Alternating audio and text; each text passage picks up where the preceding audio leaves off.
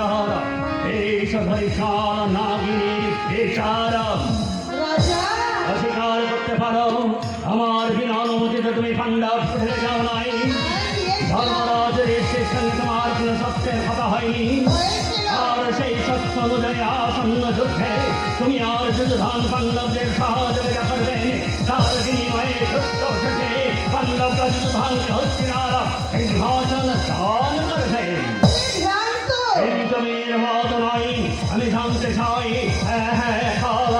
আমি জানতে চাই ওই যুদ্ধধানের সঙ্গে তোমার কিসের সম্পর্ক মিথ্যা কথা প্রতাপদর্শী নিজের হিসাবে রেখেছে ওই পাণ্ডব করে জন্মার সময় কোনো এক নিষ্ঠ অনুষ্ঠানে তোমার আর যুদ্ধধানের বিচারের লক্ষ্য তুমি চুপ করো। আমি জানতাম তুমি হিংস্র ক্রূর, কিন্তু এত নীচ আমার নির্বক্তা বললে বললে খালনা তুমি তুমি কি বললে আমি গেছি আমি নির্বোধ নইলে সক্রান্তকারী অমানুষদের পরামর্শে নিজের স্ত্রী নিজের ভাইকে তুমি ভুল বুঝতে না। অনুমতি জেনে রেখো স্বামী, আমার কাছে আমার লক্ষণ যা তোমার সুযোগ হলো তাই এই জন্য তুমি লক্ষণকে আমার কাছ থেকে কেড়ে নিয়ে তাকে তুমি তোমার বাপের বাড়ি নিয়ে এসেছ লক্ষণকে তুমি তোমার নিজের আদর্শে মানুষ করতে চাও না চাই। লক্ষণকে আমি প্রকৃত মানুষ করে গড়ে তুলতে চাই, তোমাদের মতো স্বার্থ বিবাসু দল্লাদ করে নয়। বললে কি বললে খালনা তুমি তুমি কি বললে আমি জল্লাদ আমি সত্য বিপাক জল্লাদ সাহসের জবাবটা তুমি মহারানীকে ভালো করে দিয়ে দাও দাদা। বল বল খালানি কেন তুই পাণ্ডব করে গেছিলে বল বল যুদ্ধধানের সঙ্গে তোর কিসের সম্পর্ক বল বল ওই ধর্মরাজের সঙ্গে তোর কিসের শর্ত হয়েছিল বল এই মন বিশ্বাস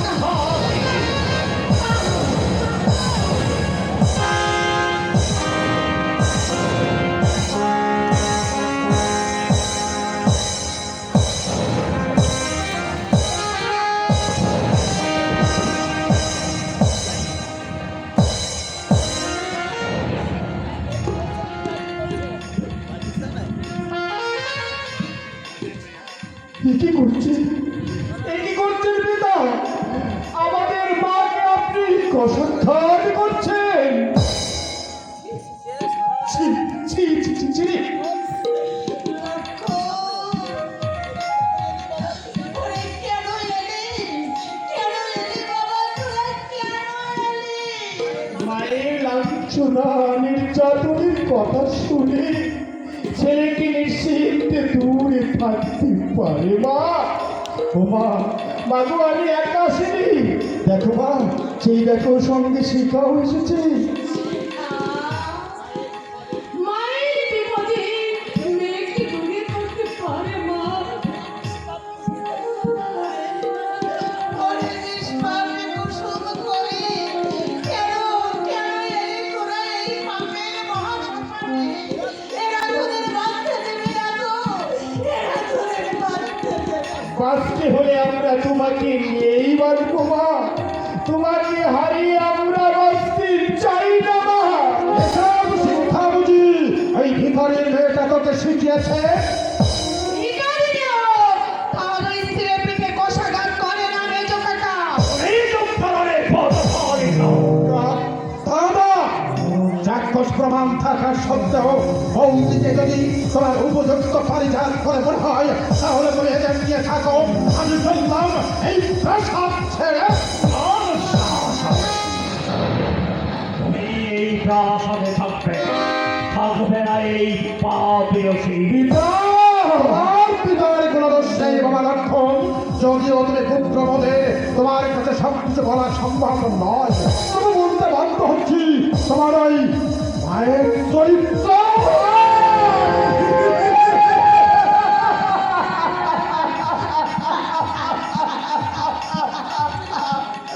থাকে থাকে মেজো কাকা, কথা আমি আর শুনতে চাই না। আমার মাকে আমি সকলের চেয়ে বেশি চিনি। তাহলে দাঁড়িয়ে দেখো তোমার মায়ের পেশার ভ্রষ্টাচার দাদা পণ্ডিত ধানকে এখানে আনতে বলো। এই কে আছিস? বন্দে শুধু ঘরকে এখানে পাঠালে সেজো কাকা বন্দি এই ষোলকলা পূর্ণ হবে না সীতা। তার বিক্রেত অধার্মিকরা সইতে পারে না। বললে ধার্মিককে তো অধর্মিকরা সইতে পারে না, তাই না? তোমার সেজকতা ধার্মিক, ধার্মিক হলে তোমার ওই মায়ের সঙ্গে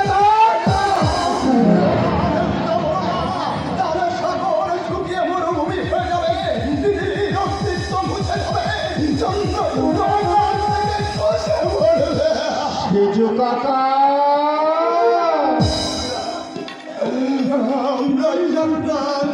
শিকার হয়ে গেছি রে রক্ত, বুঝতে পারছি ধ্বংস আর দূরে নেই, কাছে।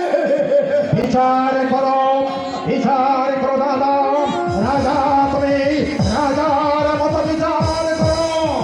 হ্যাঁ দুঃশাসন বিচার করব বিজেতা নেতা থেকে শ্রীরামচন্দ্র সীতার মতো দিকে সম্বন্ধ দিয়েছিলেন।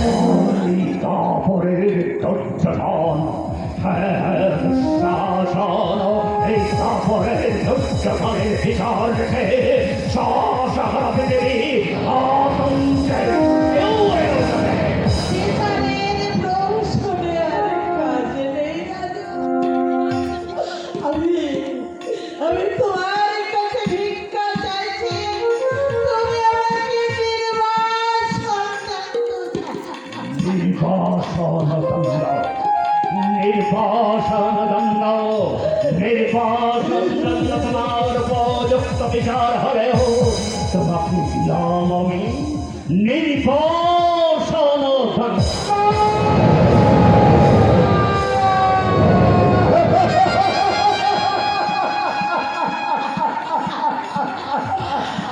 নির্বাসন আমাদের মাকে প্রাসাদ ছেড়ে চলে যেতে হবে।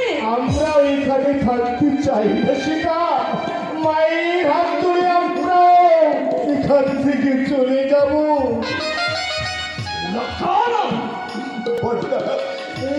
আমি তোমার পায়ে ধরে অনুরোধ করছি যে দণ্ড ইচ্ছা তুমি আমাকে দাও, কিন্তু আমার বড় বউকে তুমি এই প্রাসাদ থেকে বিতাড়িত করো না। আমার বড় বউটি চলে গেলে এই ভক্তিরা তাহাকে রক্ষিও চির বিদায় দেবে। হস্তিনার প্রাসাদে থাকবে অলক্ষী বিদায় হবে। তুমি ঠিকই বলেছ দুঃশাসন। এই আছে মহারাজ মহারাজের অনুমতি রক্ষী পৌঁছে যাও এই পাপী অসিকে হস্তিনার সীমানা পার করে দিয়া। আসুন আসুন মহারানী। আর আমি মহারানী নই রক্ষী, আমি একজন রাজদণ্ডের দণ্ডিতা। আমাকে নারী মাত্র বড় বউটি দেব না, দেব না, দেব না। সত্যের সূর্যকে মিথ্যার মেঘ দিয়ে ঢেকে রাখা যায় না, কেউ তা রাখতে পারে। সত্য একদিন প্রকাশিত হবে। মহারাজ তুমি যাই হও তবু আমার সামনে। তাই দূর থেকে আমি তোমাকে একটু প্রণাম করে যাই।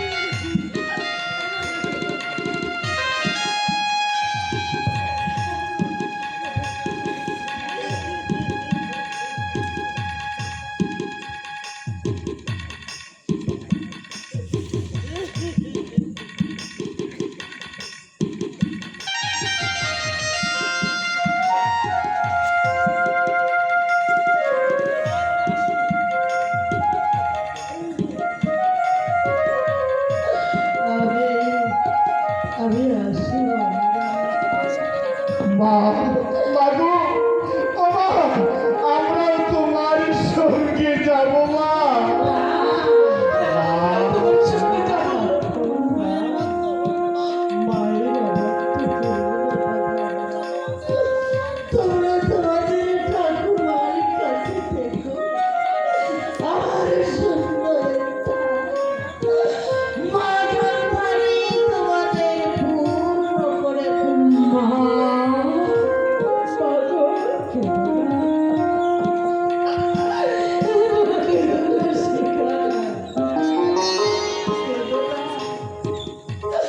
আমি আশীর্বাদ করে যাচ্ছি তোমাদের মুখের হাসিটুকু যেন কেউ না মা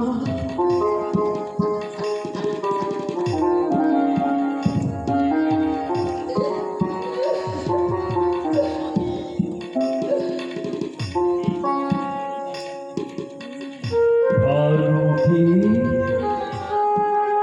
তোমার উপর আমার কোনো অভিমান নেই। আমি জানি তুমি যা করেছো তা তুমি তোমার সই তোমার কাছে একটা শেষ হলো।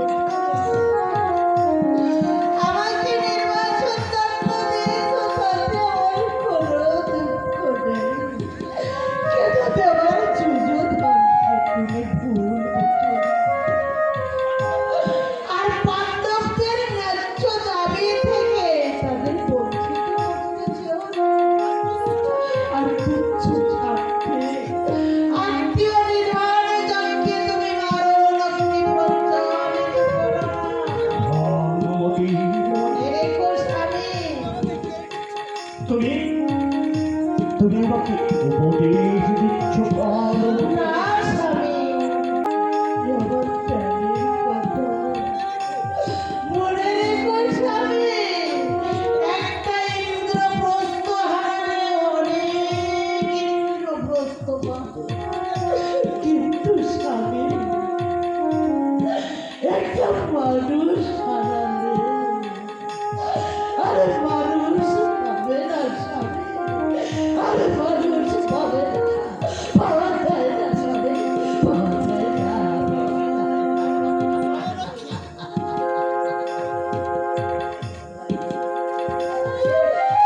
চলো লক্ষ্মী আসুন